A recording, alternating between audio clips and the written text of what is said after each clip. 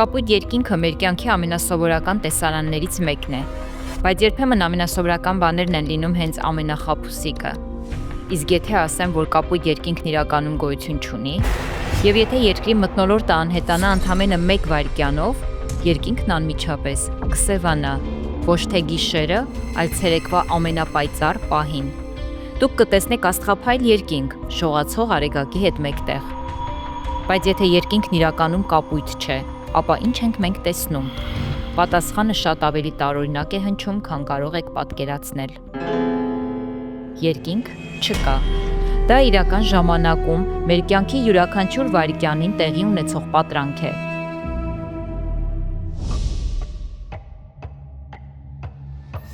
Այս պատմությունը սկսվում է երկրից մոտ 150 միլիոն կիլոմետր հեռավորության վրա,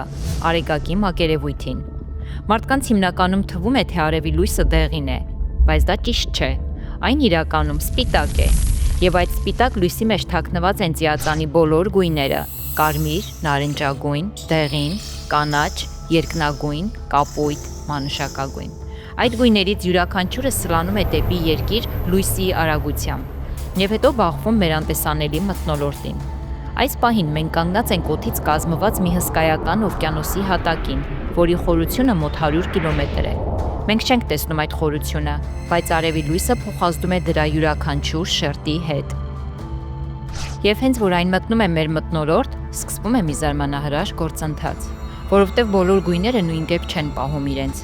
Կարմիր լույսը շարժվում է երկար ու հարթ ալիքներով, իսկ կապույտ լույսը շատ ավելի կարճ ալիքներով։ Երբ այդ կարճ ալիքները բախվում են օդի մոլեկուլներին, ուժգնորեն ցրվում են մթնոլորտում, տարածվելով ամենուր։ Պատկերացրեք, որ միլիոնավոր փոքր կապույտ գնդակներ եք նետում հսկայական սրահի մեջ եւ հետեւում, թե ինչպես են դրանք տարածվում շուրջ բոլորը։ Հենց դա է տեղի ունենում մեր գլխավերևում։ Կապույտ լույսը ցրվում է ամբողջ երկնքով, բոլոր ուղղություններով։ Երբ նայում ենք վերև, կապույտ մակերես չենք տեսնում, այլ տեսնում ենք արևի լույսը, որը ցրվել է մթնոլորտում դեռ մինչև մեր աչքերին հասնելը։ Եվ երկինքը կապույտ է թվում, որովհետև կապույտ լույսը մթնոլորտում շատ ավելի ուժեղ է ցրվում, քան կարմիր լույսը։ Բայց պարզվում է, որ կապույտը ամենաշատ ցրվող գույնը չէ։ Մանուշակագույնն ավելի ուժեղ է ցրվում։ Եվ ուրեմն ինչու երկինքը մանուշակագույն չէ։ Պատճառը մեր աչքերն են։ Մարդու աչքերն այնքան էլ զգայուն չեն մանուշակագույն լույսի նկատմամբ, իսկ արևն ավելի շատ կապույտ լույս է արձակում, քան մանուշակագույն։ Մեր ուղեղը հավաքում է այդ ամբողջ տեղեկատվությունը եւ ստեղծում այն գույնը, որը մենք պարզապես անվանում ենք երկնագույն։ Այլ կերպ ասած, երկնքի գույնը մասամբ գոյություն ունի հենց մեր գլխում, բայց այս պատրանքը դրանով չի ավարտվում։ Մայրամուտի ժամանակ ամեն ինչ փոխվում է։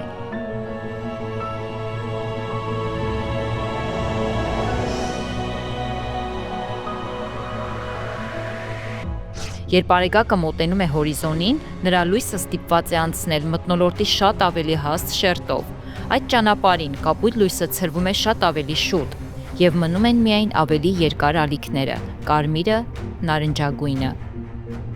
Ահա թե ինչու են մայրամուտներն այդքան գեղեցիկ։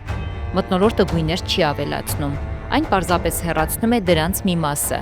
Յուրաքանչյուր մայրամուտ իրական ժամանակում տեղի ունեցող լույսի զտում է։ Եվ սա միայն երկրի վրա չէ, Մարսի վրա կանոնները շրջված են, ցերեկային երկինքը այնտեղ փոշոտ ու բաց կարմրավուն երանգ ունի, բայց երբ արևը սկսում է մայր մտնել, հորիզոնը լցվում է սառը եւ խորթավոր կապույտ լույսով, կապույտ մայրամուտ, ճիշտ հակառակը ինչ մենք տեսնում ենք երկրի վրա, նույն արևը, այլ մթնոլորտ, այլ երկինք։ Եվ սա մեզ բերում է ամենահետաքրքիր ճշմարտությանը, երկինքը մշտական գույն չունի։ Այն իր մեջ կապույտ չի պարունակում, այն կապույտ չի ստեղծում, այն պարզապես արևի լույսի եւ մեզ շրջապատող օդի փոխազդեցության արդյունքն է։ Հեռացրու մթնոլորտը եւ կապույտն անմիջապես կվերանա։ Հենց դա են տեսնում տիեզերագնացները տիեզերքում։ Արևն այնտեղ ավելի պայծառ է, քան երբևէ, բայց երկինքը նրա շուրջ ամբողջովին սև է։ Այն կապույտ երկինքը, որը տեսել եք ձեր կյանքի յուրաքանչյուր օր, սկայական առաստաղ չէ երկրի վրա, այն մակերես չէ, դա արևի լույսն է, որը բախվում է մեր մոլորակը շրջապատող անտեսանելի գազային օվկիանոսին, Գեղեցիկ, ծանոթ եւ ամբողջովին դատարկ, բայց հենց այդ դատարկությունն է ստեղծում այն տեսարանը, որը մենք անվանում ենք երկինք։ Մի պատրանք, որն ուղեկցել է մարդկությանը հազարավոր տարիներ եւ որ հենց այս պահին դեռ շարունակում է տեղի ունենալ մեր գլխավերևում։